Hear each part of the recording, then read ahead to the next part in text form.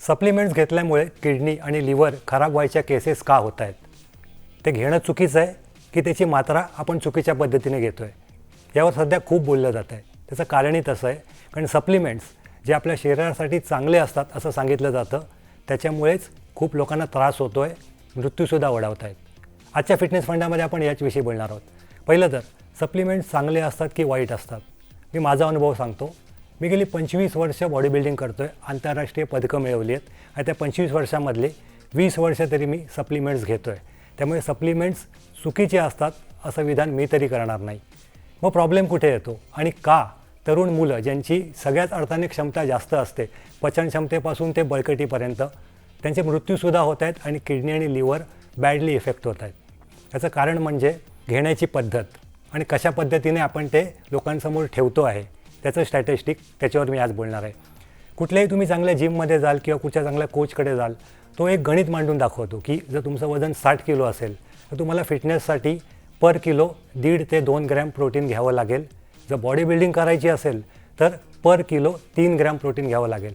म्हणजे उदाहरणार्थ तुम्ही 60 किलोचे आहात तर तुम्हाला फिटनेससाठी 90 ते 100 ग्रॅम प्रोटीन दर दिवशी, आणि बॉडी बिल्डिंग करायची असेल, जिंकायचं असेल मस्तपैकी, तर किमान 180 ग्रॅम प्रोटीन दर दिवशी.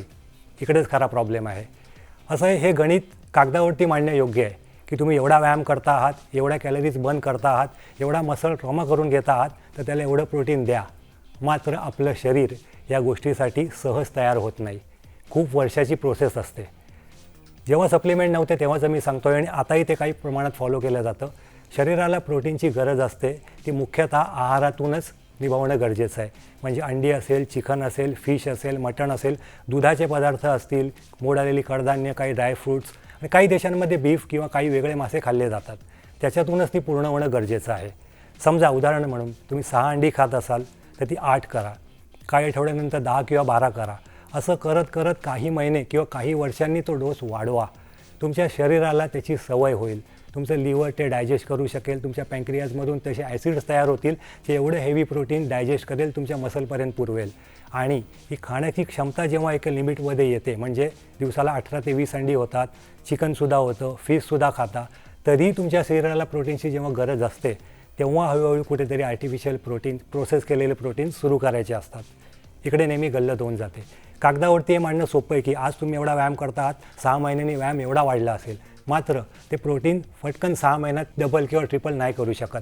काही वर्ष शरीराला लागतात ते प्रोटीन्स घ्यायसाठी आणि मसलपर्यंत पोचवायसाठी. आणि अर्थातच मी म्हटलं तसं आधी खाण्यातून आणि मग सप्लिमेंटमधून.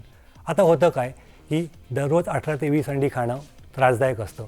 ती कॅरी कुठे करणार? तर तुम्ही काम करत असाल किंवा कॉलेज स्टुडंट जरी असाल, घेऊन कुठे फिरणार? चिकन बनवल्यावरती काही वेळातच खावं लागतं. व्हेजमधून तेवढ्या प्रमाणात प्रोटीन त्या क्वालिटीचे मिळत नाहीत. मग अशा वेळेला काय करायचं? तर स्पोर्ट्स सप्लिमेंटचा एक आपल्यासमोर पर्याय होता. मात्र आपण खूप गडबड केली, त्यालाच मुख्य आहार मानला. साधा व्यायाम करणारी मुलंसुद्धा 2 किंवा 3 किंवा 4 स्कूपसुद्धा घेतात. जे व्हेजिटेरियन आहेत, जे नॉनव्हेज नाही खात, त्यांना त्याच्यातून एक चांगला सोर्स मिळतो आणि तेही प्रमाण वाढवतात. परिणामी आपले लिव्हर ते पचवू नाही शकत. किडनीलासुद्धा खूप प्रेशर येतं डबल फिल्टर करण्यासाठी.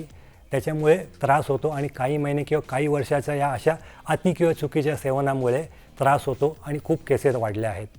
त्यामुळे जर सप्लिमेंट घ्यायचे असतील तर नीट विचार करून एक प्लॅन करा आणि एका तज्ज्ञाला विचारूनच घ्या. दुसरी गोष्ट, मिक्सिंग आणि डुप्लिकेशनवरती मी बोलेन. खूप साऱ्या मार्केटमध्ये सप्लिमेंट्स आहेत, त्याच्यात मिक्सिंग किंवा डुप्लिकेशन आहे. खरं तर हा विषय त्या शहरातला, राज्याच्या किंवा देशाच्या FDA अन्न औषध प्रशासन महामंडळाने सोडवायचं आहे की हे असं का होतं आणि त्याच्यात मिक्सिंग कशी होते. त्यामुळे एक सल्ला मात्र मी अनुभवावरून नेहमी देईन की कोणीही स्वस्तात देतं आहे म्हणून कुठूनही सप्लिमेंट घेऊ नका. अनेकदा असं बोललं जातं की माझा हा मित्र तिथून सप्लिमेंट इम्पोर्ट करतो आहे, या देशातून एक स्टॉक आला आहे ज्याच्यात आपल्याला खूप डिस्काउंट मिळतो आहे. मित्रांनो, याच्यात फसू नका. चांगले सप्लिमेंट्स हे कॉस्टलीच असणार, कारण त्याच्यामध्ये क्वालिटी तशी असते. त्यामुळे कुठेही सेल लागला आहे किंवा कोण अर्ध्या किमतीत सप्लिमेंट देतं आहे म्हणून ते घेऊ नका.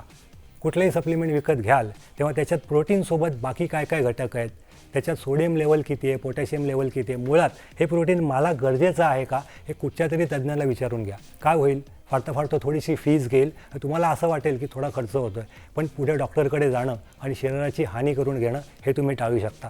छोट्या छोट्या टिप्स मी तुम्हाला देत राहीन. पाहत राहा आमचा फिटनेस फंडा.